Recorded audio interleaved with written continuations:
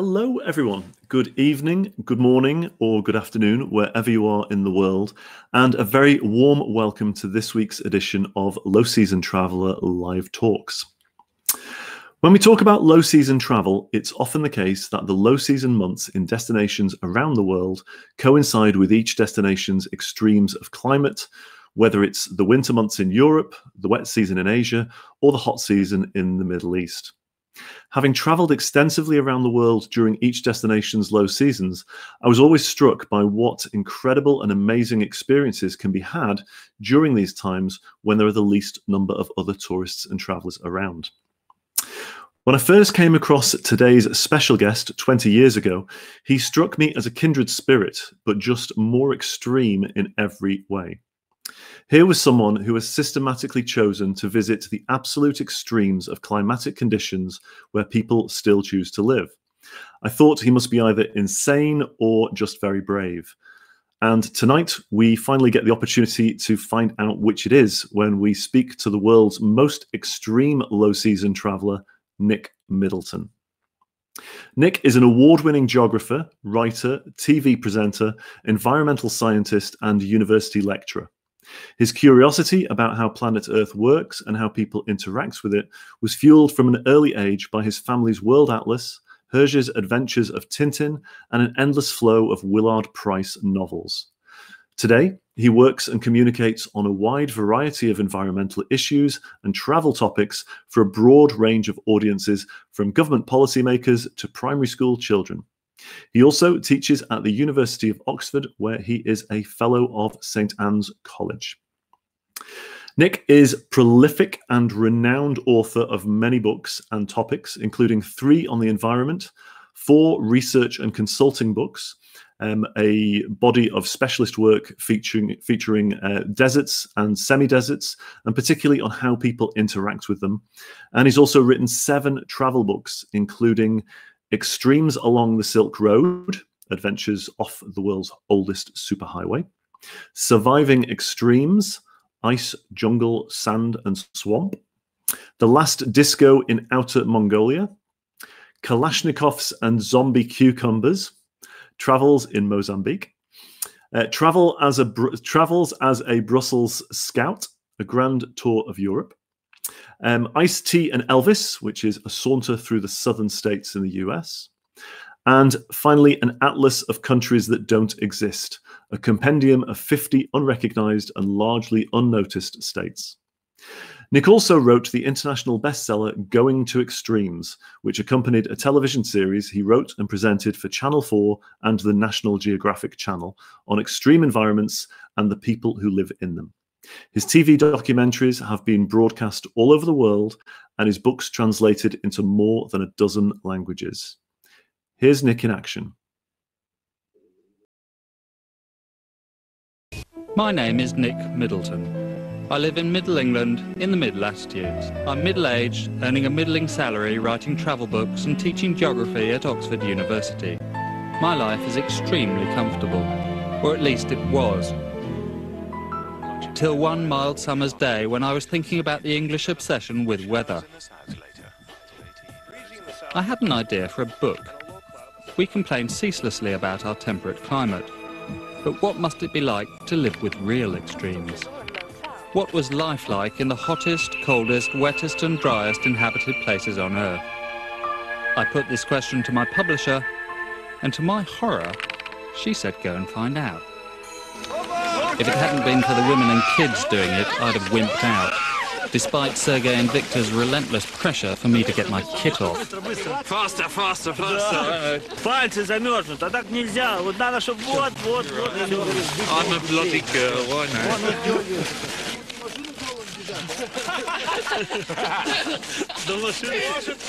Все, давай, вперед.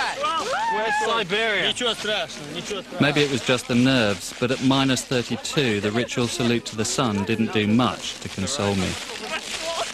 You ready? Okay. Опа. Опа, пошел дальше.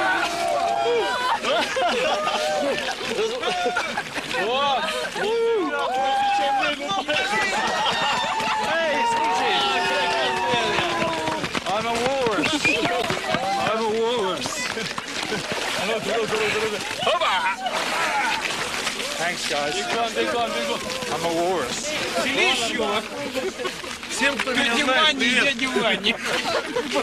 It was only after the dip that things started going wrong. Skin feels like it's someone else's skin. It's not really my skin, though. I think I must have been in shock, because by the time I got round to recording my diary that evening, I couldn't even stand. So Nick, it's a great pleasure to have you with us. Thanks a million for joining us. Not at all. Very nice to be here, Jed. Did that bring back some memories for you, that short clip that we just showed before? Yeah, more than a few, actually. Rather horrific memories. If I remember correctly. It's a long time ago, but yeah, no, it was shocking, truly shocking.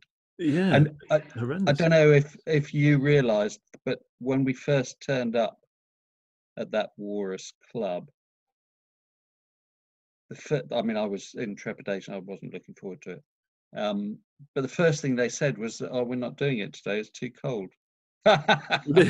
Were they messing with your head? No, they weren't, because it was minus 30 or 31 or 32 or something. This is the air temperature. Yeah. And they said, "Oh, it's too cold. We don't usually do it if it's colder than minus 20 or 25 or something." Did you have that moment of relief then? Yeah, hooray! And then they sort of went into a huddle and said, "Oh, but I know you've come all this way and you're here specially, so we will make an exception." Were you saying, no, please don't do it on my account?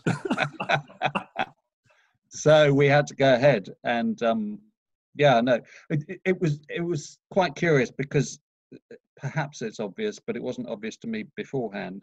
Of course, getting in the water's fine, because the water's water. Yeah. I.e., it's not frozen. Once they hacked their way through about a metre of ice, once you're in the water, it's like just above freezing. So that's fine. It's when you come out and you're wet, and suddenly you're into this air temperature of minus 30. I think it was minus 32 that day. And you lose it really quickly, or I did. Very, very quickly. And I still remember sitting there beside the water, the ice hole, trying to rub my forearm and get it dry. And I became obsessed with my forearm and getting it dry. And if those guys hadn't been there helping me, I'd still be there now. I was going to say, you could probably get into trouble pretty quickly, actually, in those conditions, with being sort of wet, practically naked, and at minus 30.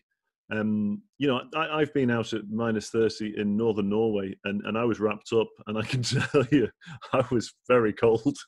What it must be like with, just your boxer shorts on, and when you've just come out of water. And being wet, that doesn't help. It wasn't windy, which would have made it even worse, but I lost it extremely quickly, and continued to be not quite right in the head for a good 24 plus hours. I'll tell you. Yeah, and it was about the first day of filming, and it was the first episode of the series of documentaries about extreme places, and so I didn't really know how TV worked either. And I'd also made the mistake of not taking a spare pair of glasses, and they broke in the cold. And I remember the producer asking me, "Well, have you got a spare pair?" And I was completely out of it that evening. "Oh, no, don't think so." And they wanted to know the name of my optician in Oxford so that they could get a spare pair. And I gave them the wrong name, or I gave them the name of the very first opticians I had when I was a schoolboy in Southampton. And of course, it was a local firm in Southampton, not in Oxford where I live now, or lived then. And eventually they found the optician to get the prescription, and they brought out a spare pair, but I was completely out of it. Absolutely. Completely out of it. I'm sure. Good for your health, they say. Okay. Well, as she's saying that on the video, I'm just thinking, there's just no way. No. Well, as I say, it was about the first day of filming. I didn't really know how things worked. And I thought, oh, well, why not? I wouldn't do it now. Yeah. My father was a doctor, medical doctor, and when I came back and he heard, he said, "You stupid fool." But subsequently, actually, I've had heart checks, not because I've been worried, but also through doing another silly extreme thing. But and the doctor, they wired me up to a machine, and the doctor said, "Oh gosh, you've got an amazingly strong heart." So it's probably just as well. Do you? I was going to say you don't put it down to the fact that that you went in the ice water. No, I think you have to do it regularly. Okay. To make it good for you. They do say in these walrus clubs, and generally in Russia and Siberia in particular, that regular douses with cold water is good for your health.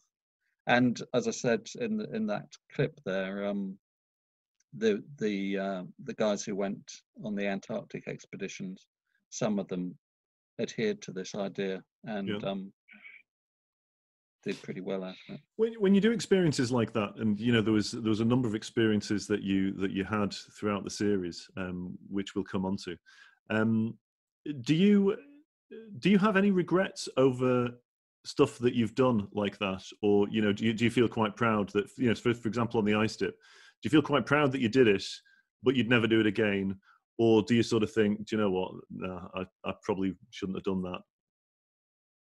A bit of both. Part of me agrees I shouldn't have done it. Another part of me thinks I wouldn't do it again. But I'm sitting in Oxford comfortably in my home office, so it's rather far removed, isn't it? And if I was on a frozen river just outside Irkutsk again, and someone said, "Well, let's go for a dip," who knows what I'd say? And maybe I'd say yes. I don't know.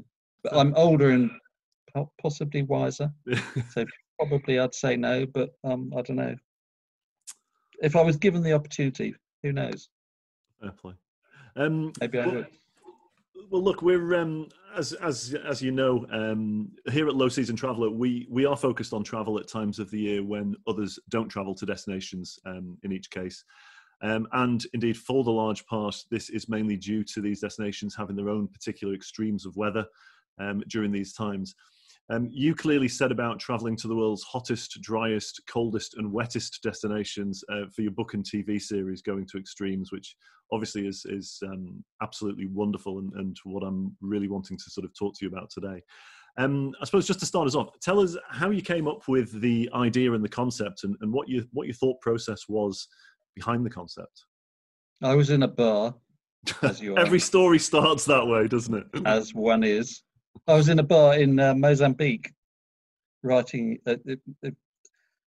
Wrote a travelogue about Mozambique before the beginning and end of the civil war there, and some guy just came up to me and said, "Could he join me and have a chat?" Sure. And he started talking to me. "Where are you from?" "England." I said, "Well, where's England?" "Oh, well, it's in Europe." "Ah, okay, it's near Portugal, isn't it?" Because Mozambique had been a Portuguese colony, so that was their sort of touchstone. I said, "Well, yeah, close enough." "Is it cold in England?" he said. I said, "Yes." "Is there ice? Is there snow?" I said, "Yes.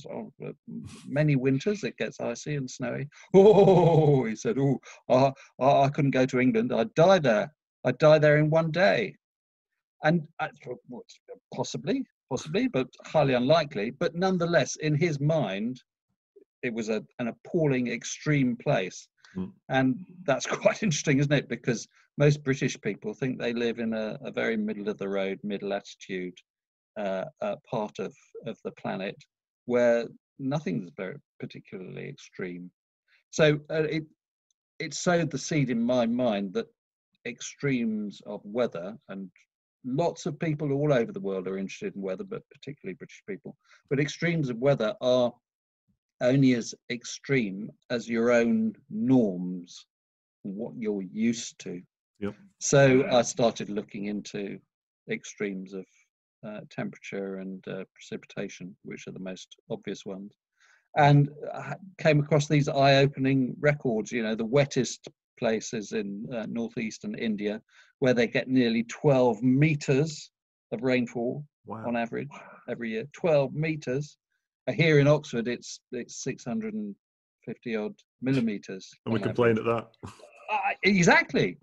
So, and then the driest desert in Chile, it's it's only about a millimeter of rainfall a year. So real extremes, and then the hot and the cold. And I thought, well, what would it be like to live in these places? So let's go and find out. And eventually, it became a TV series and a book as well. I mean, it took quite a lot of time to get it off the ground, like lots of big projects. But yeah, no, it was very eye-opening, because this relative business applied all the time. So that clip of the Walrus Club, okay, that was in Irkutsk, southern Siberia. And it was -30, and they were all complaining bitterly because it was cold for them, unusually cold for Irkutsk. Once I got further north to this record-holding village, closer to the Arctic Circle than Irkutsk, and I said, "Oh, it's a hard winter, isn't it?" I said, "No, not particularly." I said, "Yeah, but I've just been in Irkutsk.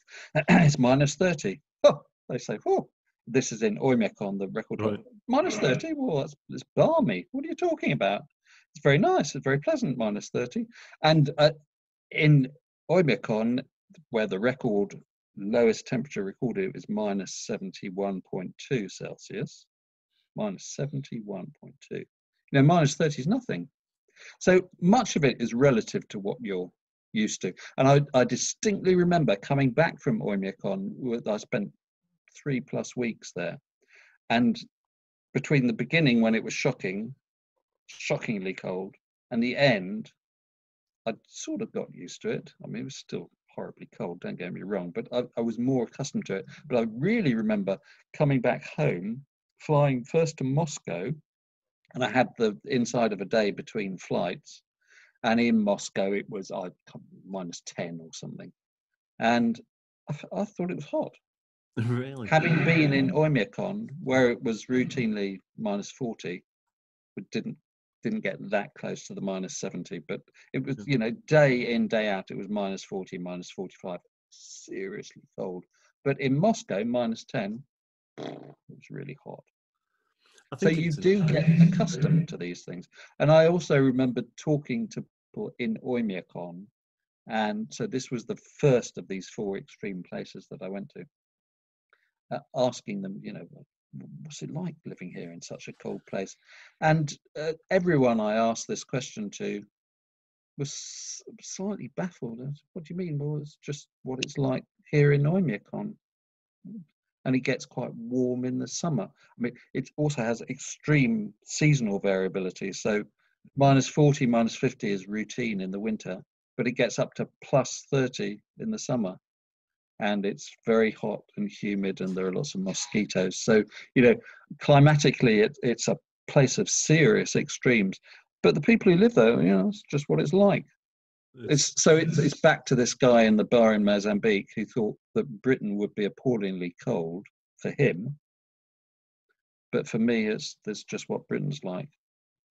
It's interesting, isn't it? It depends on your point of reference, really, with all of these. When you're talking about extremes, and I suppose when I'm talking about low season travel as well, it's all about your point of reference. When someone says that such and such a place, well, it's dreadfully wet. Well, it depends on what your point of reference is. Absolutely, yeah. Like you're saying, if it's -10 in Moscow, for me right now, that would be, bloody cold. But if you're coming from -30 or whatever, then yeah, it's going to feel mild, isn't it? And also there's that old saying that perhaps can be attributed to Barbara Cartland, of all people, that there's no such thing as bad weather, just inadequate clothing. Absolutely right. Yeah, I've used that one myself. So if you're well prepared, then that's right. I'm not entirely sure about that, because in -40, -50, where you're swathed in the best clothes are made of animal skins, and a serious hat and everything. But even so, you can get frostbite on your nose extremely quickly if that's the only thing that's available to the fresh air. So even clothing doesn't protect you totally. even like that. And of course, wearing glasses is a real pain. Yeah, people who are wearing masks now because of coronavirus know that you wear a mask like this and your glasses steam up very quickly. Well, in a seriously cold place, that happens, and they often get completely frosty. Yeah. And you have to scrape it rather than just and not to mention trying to film in those sorts of conditions. It's extremely challenging, a whole set of technical challenges. I was going to say it came across actually on the cold one. You brought with you your trusty mobile weather station, which was, I think, like a liquid crystal display back in those days. And I was wondering to myself, would you be having problems with that? Because I was in Tromsø in northern Norway a number of years ago when it was minus 20 or minus 30, ridiculously cold. But we had digital cameras at the time. And the batteries would die in minutes. It was just ridiculous. And the northern lights would come out. And it's like, haven't got a bloody camera. Really hard work, actually. Yes, lots of the digital equipment didn't work. We were actually filming on film, so it was very largely mechanical, and that was okay in those conditions. But there were serious problems with condensation on the lens. Oh yeah. So actually, going in and out of a building was a serious issue. Yeah. So most of or all of the buildings in Oymyakon, this coldest place, have a sort of they either have 2 or 3 doors. So there are sort of decompression chambers between the inside really warm bit and the outside. And we ended up having to leave the camera in the cold all the time because it would come in, it would condense, and you'd get condensation on the inside of the lens. And then if you took it out again, it would freeze, which would be serious. Yeah. And it took hours for this condensation to disappear, so you had to leave the camera outside. But digital stuff just didn't work. We also took as you said, a video camera as a backup and to record a video diary for me, but it just didn't work. And I was writing the book at the same time, and conventional biros froze, the ink froze after quite a short time. So I had to because I was taking notes to write the book at the same time, so I resorted to using pencil. The old pencils. Yeah, indeed. And I also wanted to take stills, and I looked into, so didn't take a digital camera. I was shooting stills on film, but I didn't want a camera with electronics, so I bought a very largely manual one, which was great, and it worked. It was a Leica, so it was designed for war conditions, and it survived all of these extremes. But a problem in the cold place was that the body's made of metal. You have to be very careful, because if you touch metal in seriously cold conditions with your bare skin, then condensation on your finger immediately sticks to it, and then your first reaction is to pull your finger away, but you leave your skin behind. So you imagine doing that with a camera, and so I had to put gaffer tape all around it to stop it sticking to my face. So all sorts of sort of minor but really quite serious challenges. Yeah, it's just stuff that you wouldn't think of. Again, certainly not for us in the UK. We certainly wouldn't be thinking of anything like that. No. Well, here's another one that you may not have thought about. So people in Oymyakon and across Siberia in the winter eat a lot of meat, because when you eat meat, the protein burns slowly and it releases your energy in a slow bursts. I ate more than I eat normally. We had at least 4 meals a day in Oymyakon, and it was very largely horse meat. Nice. It was fine. Was it okay? Yeah, not unpleasant. But ate an awful lot of it, and very largely horse meat. And because of this change in diet, I got constipated. Oh. And wooden houses, very good for keeping you warm. But it was a small village with no public water supply or sewage facilities, so no pipes because everything would freeze. So people got their water from a nearby river, and during the winter you just hack it out solid and bring it back on a cart, and you leave the chunks of ice outside. When you need it, you bring it in. Anyway, that's the water. But for toilets, they just had long drops outside. Outside. Okay.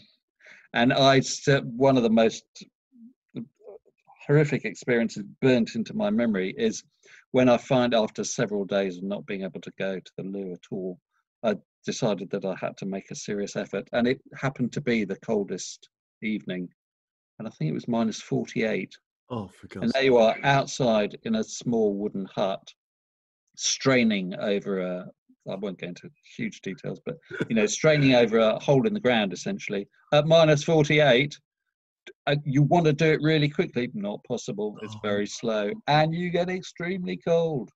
So that was a challenge I hadn't been expecting at all. So if you go back, fibrogel or something similar. Yeah, something to keep things moving. Yes, exactly so.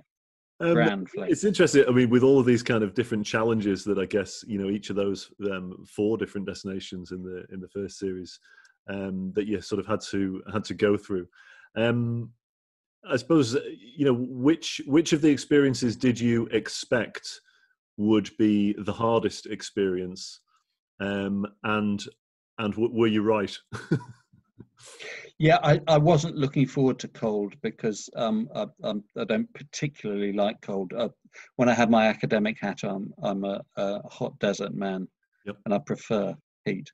And cold was hard. It was hard work, and you had to eat all the time. And the food, although it was, I did quite enjoy it, the taste of it, but it was more like fuel stops. You just had to keep shoveling it into your mouth to keep going. And it was tiring, and you had to wear all these heavy animal skin clothes, which are heavy, so you get tired all the time. So yeah, it was, and it was February because the idea was to go to these extreme places at the coldest, at the most extreme time. So in Siberia it's February, very short days. So you're working hard to get the filming done in the short window of light, and yeah, it was hard work. So that I was expecting it to be hard. It was hard. It was the hardest, in ways that weren't always obvious, but nonetheless. However, having said that, the hottest place had its challenges too, because although I prefer a hot desert, they can be quite dangerous because you're losing moisture very quickly, and because it's so hot and dry, you're not aware that you're sweating. So it can be quite dangerous. You can get dehydration very quickly. Obviously, dehydration came into it when you were in Chile. We sort of saw on that particular film how you were with the. I laugh and I shouldn't, but part of me was thinking again. I was thinking, I don't know how you do it. You were with the Chilean army there on their training, and you were digging these. Were they called dew pits? Yeah. Where it collects the dew. But what made me laugh was you were digging the dew pits where you were going to be collecting the dew, and then you proceeded to go, I think, off on a walk to camp somewhere which was about 8 hours away or something. Which I just camp far away. Yes, it was a training weekend. Yeah. That they kindly let me join them on. But that looked going, actually. I mean, I think you'd sort of said in the program that you brought 2 liters of water with you, which you went through ridiculously quickly because there wasn't even much moisture in the air, and you were you seemed on that program that you were pretty much you were struggling with that.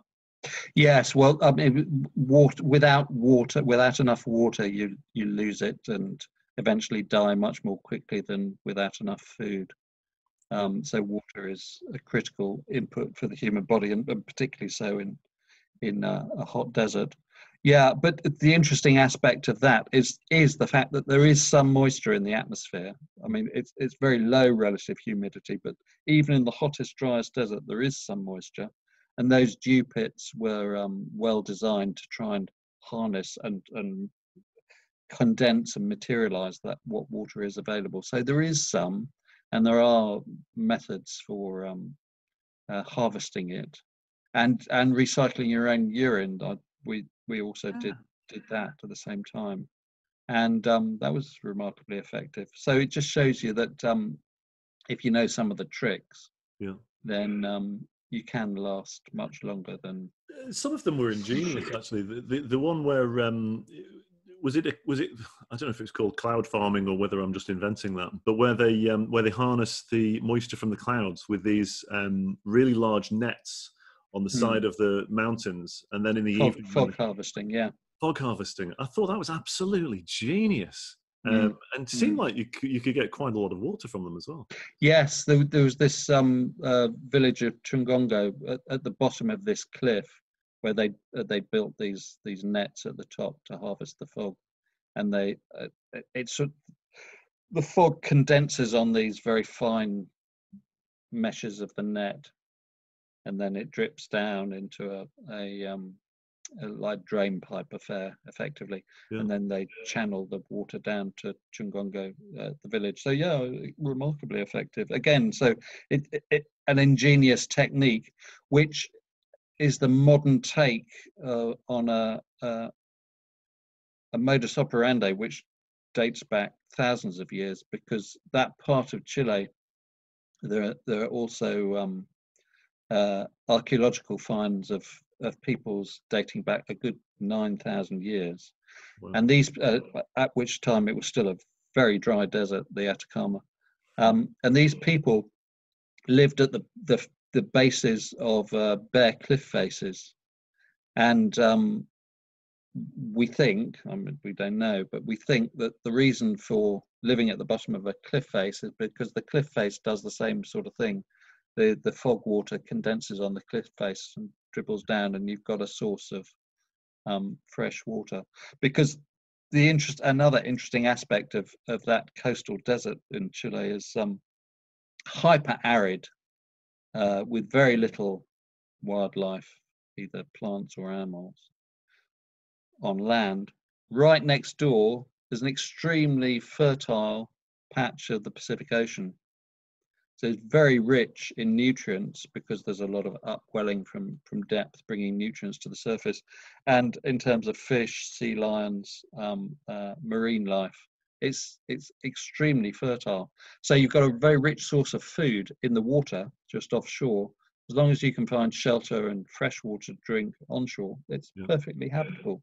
And people have been living there for, as I say, 9,000 odd years. Incredible. Moving on to one of the themes in the first four series as well, when we're talking about going to extremes and surviving the extremes, and I think, for any of us who have who've struggled when there's a slight heat wave in the UK, and I can't sleep in the heat. For me as a kid, I remember going to stay on my family's farm. My uncle and aunt had a farm in Ireland. And there used to be ice on the inside of the windows. It was freezing. You used to wear 4 quilts, not ideal. But sleep deprivation just seemed to be an inadvertent theme through the first 4 episodes. Whether it was the rain, this was actually, again, it was just very funny. Because when you're in northeastern India, which is, of course, the wettest place, and obviously you waited for quite some time for the rains to come, but when they came and then some. I laugh. The roofs had corrugated iron, which just is absolutely bonkers for so obvious reasons, really. Bonkers, it certainly was. But I was just going to say, what were the challenges in terms of sleeping on each of the 4, actually? Sorry, you froze there. Oh, sorry. I was going to say, what were the challenges on each of the 4 when it comes to sleeping, and which was the most challenging? I think probably thinking about it on the whole now, problems with sleeping were a sort of manifestation of the challenges that I was encountering during the daytime, and mentally having to try and cope with extreme conditions, unusual food, not being able to have a crap, etc., etc. Sometimes I could just go to sleep because I was totally exhausted. Other times it was more challenging, and definitely the tin roofs in Morse and Ram were the most ridiculous. Yeah, I mean, they ironically, of course, again, that's an outsider's perspective. I'm not used to it, and it was appallingly loud, and I couldn't get sleep at all. And I eventually ended up staying with another family in Morse and Ram, who had a traditional, like a thatched roof, and that, of course, was perfectly silent, so that was fine. But from the point of view of people living there, the tin roof had distinct advantages because it lasted so much longer. Yeah. And I guess from their perspective, it was worth the few nights of disturbed sleep before you got used to it. I mean, that's fundamentally what it comes down to. In most cases, you get used to it. And probably I wasn't in these places long enough to get used to the conditions, or many of them. Although, as I said, in Siberia, I definitely became more accustomed and adapted to the extreme cold. Mm-hmm. So almost as soon as you turn up, you start fitting in to some extent. Perhaps not everyone would. I don't know, but that. I was going to say it's the downside of short visits to places. It is to some extent, or it might be, but at the same time, the upside of visiting places for a short time is that you get this intense immersion, and you have to cope with whatever it is that's different. And that, of course, is part of why I do it, and part of why most people go to foreign countries for their holidays, because they want to immerse themselves in something that's different. Yeah. It's a challenge, isn't it? The first, it's a challenge. It's enjoyable. It's different in so many ways, and that's the big attraction. It's the big attraction for me, and I'm sure it is for most people going on unusual holidays, or holidays that don't involve, an Irish pub or a British fry up for breakfast, which each to their own. If that's what you want, that's fine. But as far as I'm concerned, I can get those things in this country. Well, exactly. So I don't want to go there. It seems crazy to travel the other side of the world to go to an Irish pub or whatever. I would. It does to my mind, but whatever turns you on, I suppose. I agree. I suppose another theme that I found kind of interesting was obviously, and it's something that I think for any of us when we as we travel, you do experience different foods. Talk us through some of the foods that you had on your travels on this particular one. Yeah, well, horse sticks in the mind as it stuck in my gut in Siberia, and I had a fair amount of reindeer as well in Siberia. Very tasty. I like reindeer as venison. So that was enjoyable, or those bits were enjoyable. But unlike most people in this country, when you're closer to a subsistence lifestyle, you eat every possible bit of the creature that you butcher, and quite rightly so. And my perhaps more delicate palate wasn't as used to or as accustomed or enjoying some of the innard bits, like heart and tripe. I hate tripe. I really hate tripe of any creature, but there we are. It's edible, and it fuels you, so you have to eat it. Particularly if you're a guest in someone's house and they offer you, tripe or whatever it might be. I think the worst dish I've ever had was in the next series after the hot, cold, wet, dry.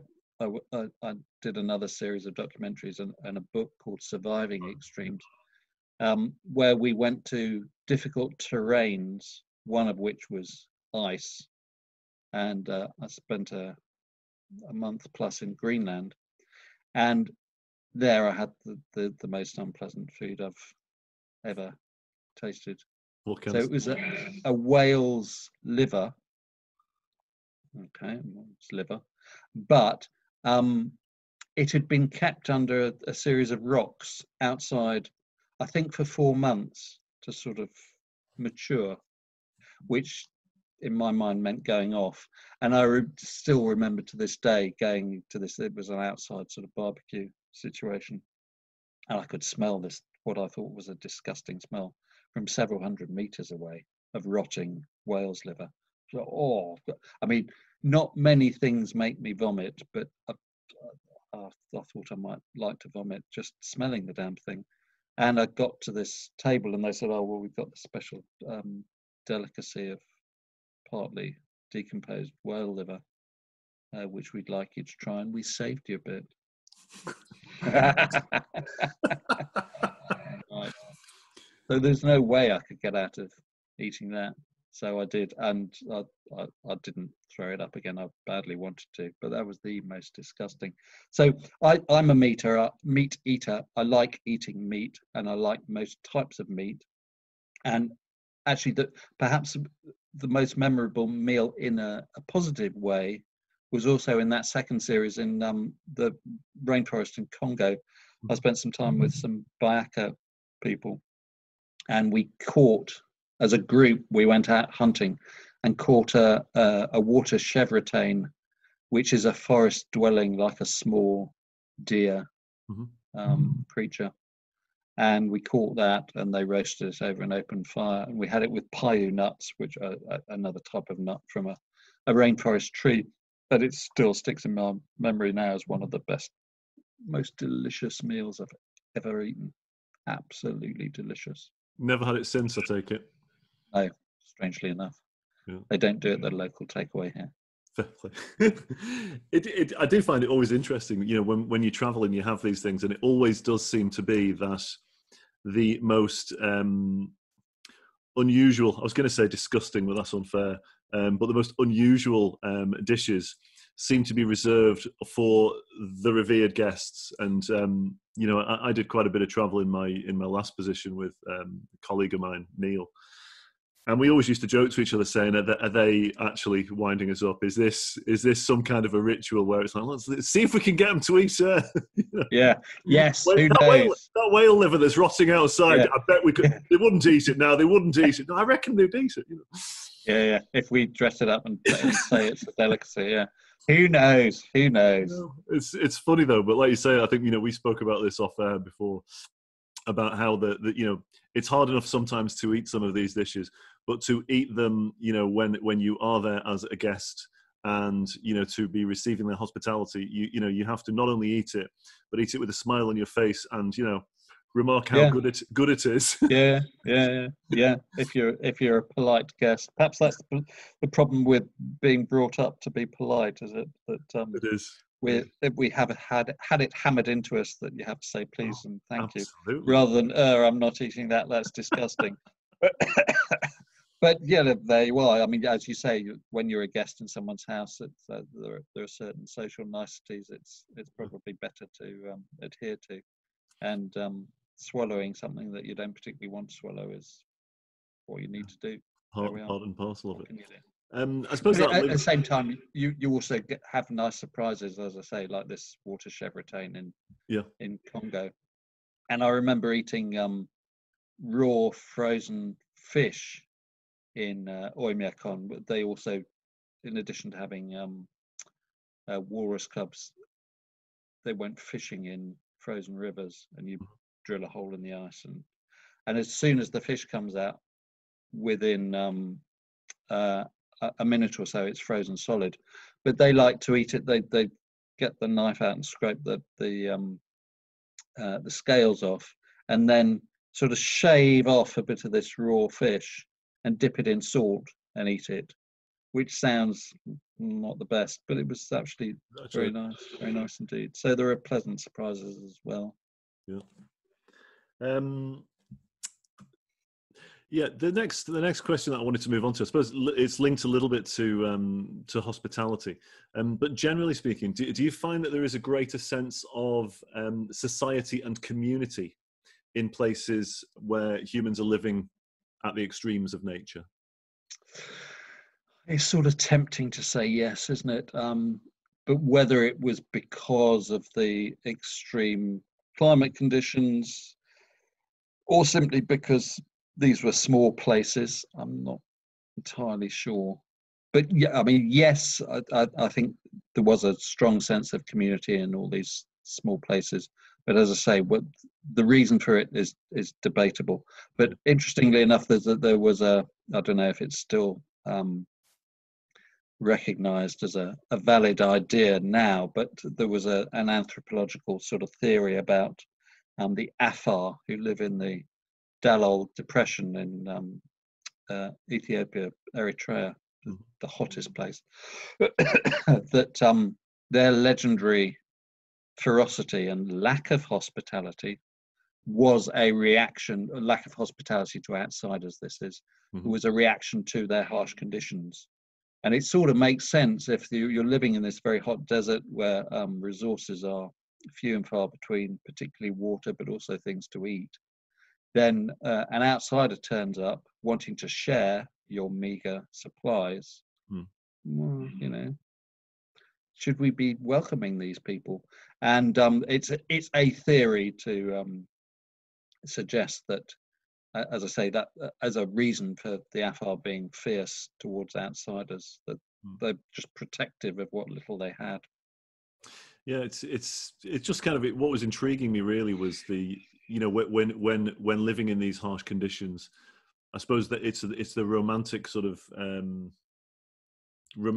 notion, I guess, that I had, that, you know, people would potentially pull in more together as a community because you've got that common enemy, I suppose, of the conditions and the harshness of the conditions. But what I suppose I hadn't thought of is, you know, on the example that you just gave there, is also it means that, you know, necessarily in all of those 4 different places, the resources are limited, and therefore actually that could counterbalance that quite significantly. Yeah, very much so. The least traditional place of those 4 extreme settlements I visited for the hot, cold, wet, dry was in Chile, and it shows you that actually, if you've got enough money and the know-how and the cash to buy in the technological ways of dealing with extreme conditions, then you can live virtually anywhere.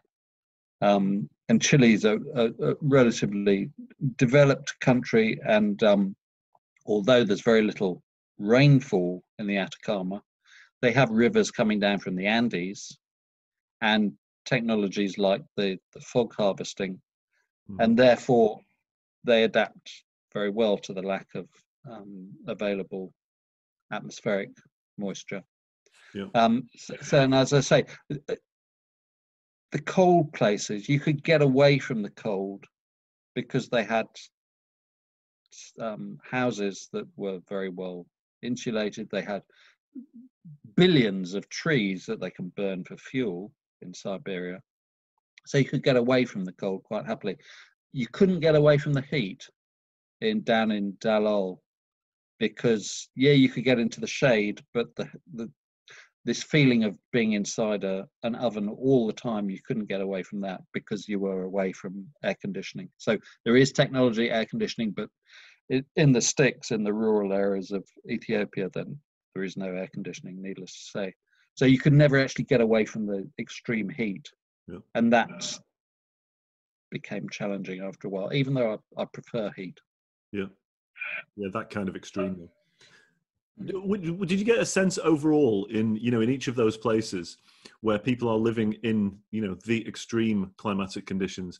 Did you get a feeling that they would rather live somewhere else? Were they aware of what we might consider to be the hard climatic conditions? And did you sort of get a feeling that, given the choice, they would rather it wasn't like that? Or were they actually so fully adapted that no, actually this is our home, we wouldn't have it any other way? Hard to generalize, but yep. Here goes. I remember in the house of the lady we stayed with in Oymyakon, this record-holding coldest inhabited place in Siberia, on the wall of her kitchen was a huge poster the size of your map behind you, also glossy, of fruit, apples and oranges and bananas and watermelons, really a fresh food. And when I first saw that, I thought, oh, this is a clear indication of them yearning for the availability of fresh produce, because fresh fruit and vegetables are just not available in Oymyakon in Siberia for many months during the winter.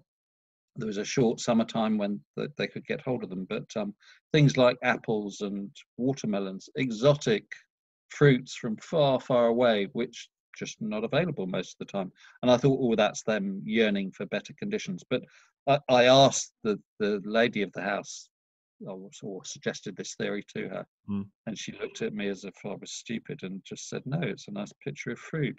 Okay. So, okay, fair enough. But I also asked people about this perennial question of what's it like living in these extreme climatic conditions.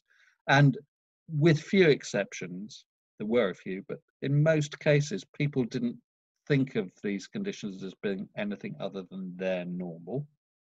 And in most cases, east, west, home's best. This is where we live, and it's a nice place. Thank you very much. Of course, you might, talking to me, you might think it's extreme, but to us, this is just what it's like. Having said all that, yes, there were on occasion situations where people yearn to get out and leave and go to a big city in some cases, but they were few and far between, I have to say. And I also, just another thought that's come to mind of from the second series. So it was from harsh climates in the first series to harsh physical terrains. So it was ice, sand, forest, swamp. We spent a long time in New Guinea, the Indonesian side of the island of New Guinea, and spent some time with a tribe called the Kombai, who are renowned for living in tree houses. And I remember spending some time with a headman in a village in a tree house, which must have been 15, 20 meters off the ground. And all the anthropologists say rightly that these guys live in tree houses for defense purposes, because they're continually off and on at loggerheads with nearby tribes. So I made a point of asking this headman in this treehouse, why do you live in tree houses? Because I'd read what the conventional wisdom was, so I wanted to hear what this guy said. And his first point was, yes, it's for defense reasons, because you can go up into your tree house, you pull up the ladder, and you're relatively safe. You are safe. So tick. But then he went on. He said, it's also better for mosquitoes up here, because this was a swampy terrain, 30 meters above the ground, bit of a breeze, not nearly as many mosquitoes. So much better from that point of view, which I hadn't read before. But the best one he saved till last. He said, and the other reason we like living in tree houses is because of the views. Oh, nice. Yeah, fantastic views you have from up here. And he was absolutely right. Of course it was. Fantastic views over the forest. So while some of the conventional wisdom was spot on, there were also these other aspects which are actually universal. These people in New Guinea wore no Western clothing whatever. They wore loincloths and gourds over their private parts, and the women wore skirts made of sago palm. So they were very unwesternized, and their diets were also interesting. They ate sago grubs, which are these huge, like caterpillar things, or another example of a type of food that wasn't ever going to be my favorite. So very different in many regards, and they also have a reputation as headhunters, which no one ever confirmed, but no one ever completely denied either. So very different, but there were these sort of universal values. So we don't like mosquitoes, and we get great views from up here. So in some sense, they were not that different from me and you at all, because some of their values and their dreams and aspirations were the same the world over. Do you find that that's something that we do maybe sometimes when we travel? We judge people or judge people's quality of living by our own standards. And I remember being in Madagascar not so long ago, and somebody sort of said to me, "God, you know, the poverty, it breaks your heart." And I was saying, well, you know, yeah, incredibly different to what we had. You know, 80% of the population doesn't have access to electricity, and you know, the kids have got no shoes on and they're kicking not a football, but it was like, you know, something taped together like a football. But I was saying, you know, I haven't seen anybody unhappy since I've been here. And sometimes you just wonder, you know, is it, you know, are we making assumptions about their quality of life because they haven't got, I don't know, you know, what we've got in terms of Wi-Fi and, I don't know, the fridge or whatever else. Is that a mistake that we sometimes make? We judge people's quality of life according to our Western standards. Well, yes, but inevitably we're going to judge them in that sort of way, or because that's what we know. Unfortunately, of course, the power of the media and the power of the media in the Western world in particular, particularly the United States, but also Europe, people all over the world see desirable images of people like us living in conditions like this, which many people find desirable. So to some extent, trying to assess the values of other people, you can't do it in any other way than from your own standpoint. What you say, I'm sure, there's more than a grain of truth. You know, just having lots of things doesn't necessarily make you happy. I think some of the most valuable lessons I've learned have been absorbed spending time with nomadic peoples who have very few physical possessions because they move about a lot and they don't want to carry all this rubbish with them, so they don't actually need it. But there's differences between needs and wants and desires and so on and so forth. Your football, you're absolutely right about a football that isn't a football. It's just a bunch of rags taped together. But I remember in my primary school in Southampton, we weren't allowed footballs in the playground because they were dangerous, because people kicked them hard and sometimes people got hurt. So we played either with, likewise, a paper ball sellotaped up, didn't last that long, or with nuts. There was a peach tree in the headmistress's garden, and we used to get the nuts, so they're about this size, and play with those. So I'm not saying I'm come from a poor background, I don't particularly, but you make do with what you've got. And I'm sure people all over the world, unless they're clinically depressed, just make do. But that doesn't mean that they don't have aspirations as well, and many of us do. And I suppose it's all about really finding some sort of manageable, happy average. But nonetheless, you know, you and I live a much richer in dollar terms and physical possession terms than most of the people on this planet. So we're very lucky. Yeah, absolutely. I keep telling my daughters that all the time as well. Yeah, it's true. It's true. This week we heard that apparently the world's hottest ever temperature was recorded in Death Valley. You might have seen this. It was reported on the BBC, among others. And I was just wondering if you had any thoughts with regards to the onset of global climate change. Do you foresee that the world's hottest, coldest, wettest and driest places would change if we were to repeat this exercise in 20 years' time? Or indeed, have they changed already? It's been 20 years since that first series. Yes, well, I don't know about that. I did see mention of the Death Valley temperature. I can't remember what it was. I didn't actually see the number.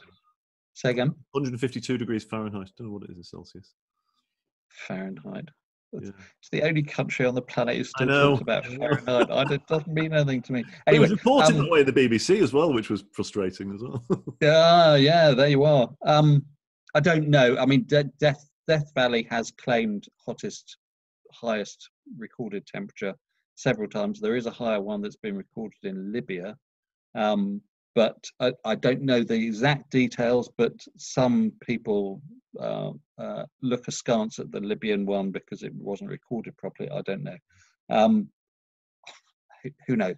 But to go to your question about global warming, yeah, I mean, all of the climate model, the computer climate models that are used to project future climate conditions for the planet, they all agree on extremes.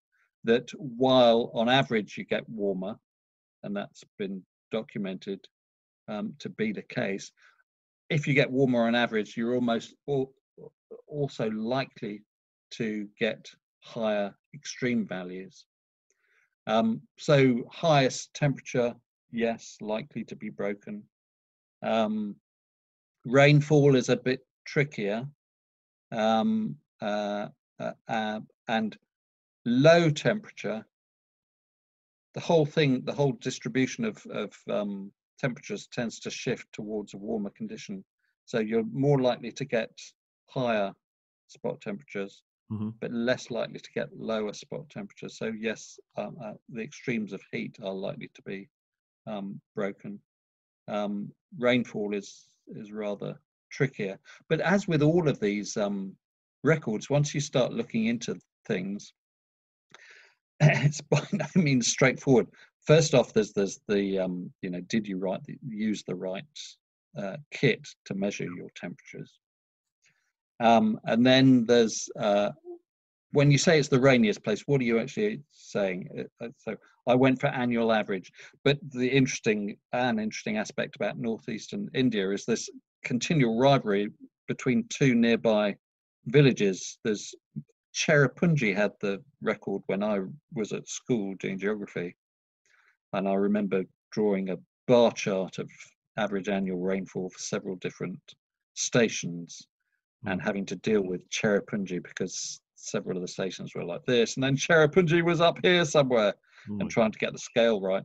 Yeah. So Cherrapunji had the record.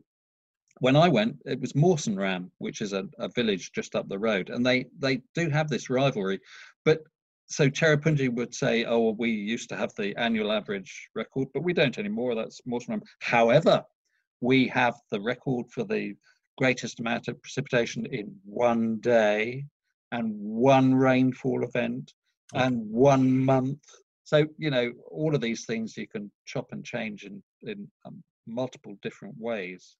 But in short, in answer to your question about global warming and heat records, yes, they are likely to continue to be broken. Interesting. We're getting towards the end of our time, Nick.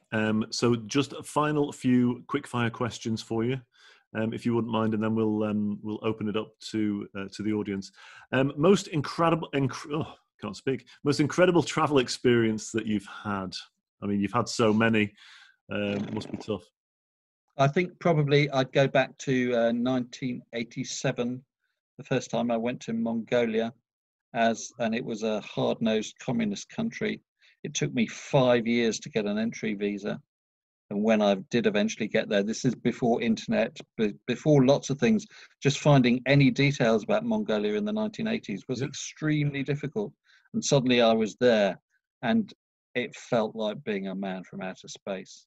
Yeah. People would come up to me in the street and just... Really? One guy even opened my mouth and checked my teeth. Hair, I haven't got much now, but they check out my hair because I was obviously something seriously weird and different. A novelty. A real novelty. So that, for all sorts of reasons, Mongolia was the most out there experience. Most afraid Mongolia you've ever been? In the 80s. Afraid. A couple of times probably. There was a time in Mongolia, there were Russians in Mongolia and they hated them. The Mongolians hated them. There were one time when I thought I was going to get seriously beaten up Fortunately, I run fast, so I wasn't. But there was also another time in going back to Mozambique during the end of the Civil War, a couple of times when I was confronted by people with Kalashnikovs, and I wasn't quite sure whether I'd come away in one piece. Fair play. Yeah, that sounds pretty frightening. All right. But another sort of weird, frightening one. So sorry to interrupt. Yeah. Was in Moscow in an underpass. I was mugged by a gang of children. And you admitting to this? Yeah, 6 of them. But because it was just seriously weird. None of them can have been more than 8. Oh, 6 really? small boys coming up asking for a handout, and I said no and kept walking. But they were amazingly well organised. So 6 of them, right? I'd suddenly 2 on each arm, holding my arms out, and I couldn't move them. And the other 2 were in my pockets. And then they all disappeared. Smart, though. So, and there were lots of people all around, and they just took absolutely no notice. Yeah. So that was quite scary, because it was like being Gulliver and Lilliput. All these small children, but the sheer numbers. Yeah. For a while, they dealt with me, and I can't remember what I lost, but they nicked everything in my pocket. Bless him. Biggest travel. Not bless him. Biggest travel regret. Ooh, regret. Oh, yeah, okay. I missed the Velvet Revolution in Prague in whenever it was, 1990, 91. Yeah, it's been 1991. Because I was so badly hungover. No. Yeah. So, I was working in Vienna for a UN organization called UNIDO, and so it's a long time ago. But part of the deal was I'd go out to Vienna, and I had business class tickets, which after a few trips I realized that it enabled me to stop anywhere on the way or on the way home between Vienna and London. So I thought, oh, well, gosh, I could go to all sorts of places if I wanted. And indeed I did. I went to Prague for the weekend. But the night before, I'd had this situation with, or I thought it was a situation with a woman in Vienna, and she stood me up on my last night. So I drank too much. I was horribly hungover, got on the plane the next day, went to Prague, checked in, and just felt really terrible because I had drunk a lot. And that night was the beginning of the Velvet Revolution. And I distinctly remember going, but I missed it completely because I was in such a bad state. Remember going to breakfast the next morning, and it was complete chaos because all the waiters had gone. Yeah. And I then flew home, and I sat next to a guy from ITN on the plane, and he said, "Oh, all the excitement in Prague. Were you there?" And I'd missed it. I completely missed it. Because I was so hungover.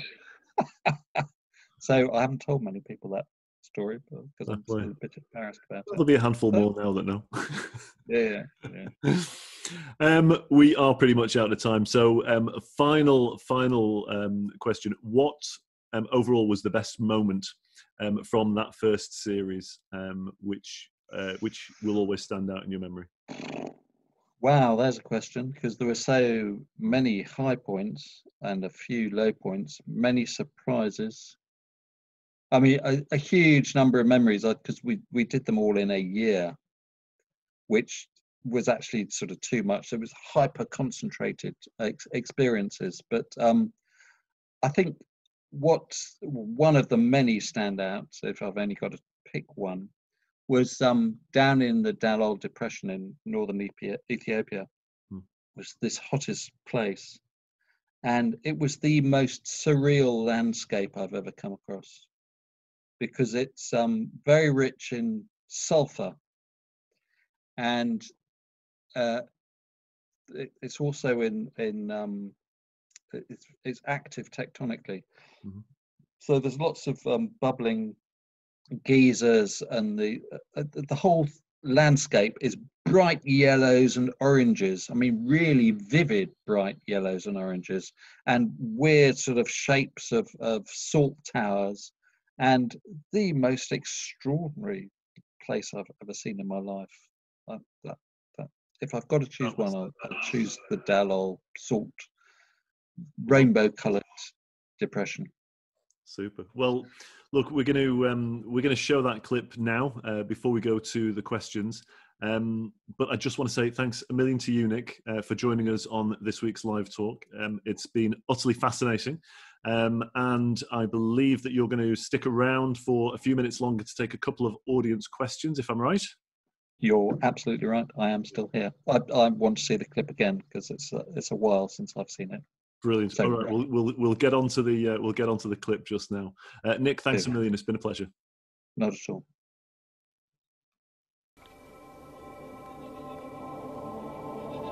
In reality, it was 5 days before I reached Dalol. From Hamadella, it was too far for the camels, and we couldn't carry enough water to survive.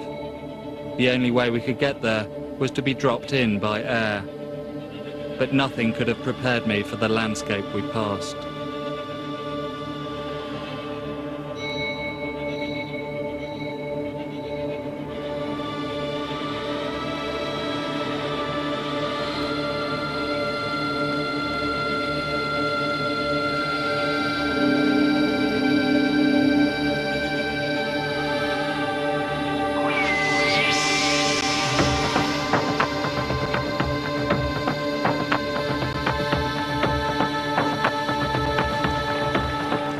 An American mining company came to this alien place to mine phosphate. They even built a railway to bring the water in and take the phosphate away. But they only managed to last for 6 years.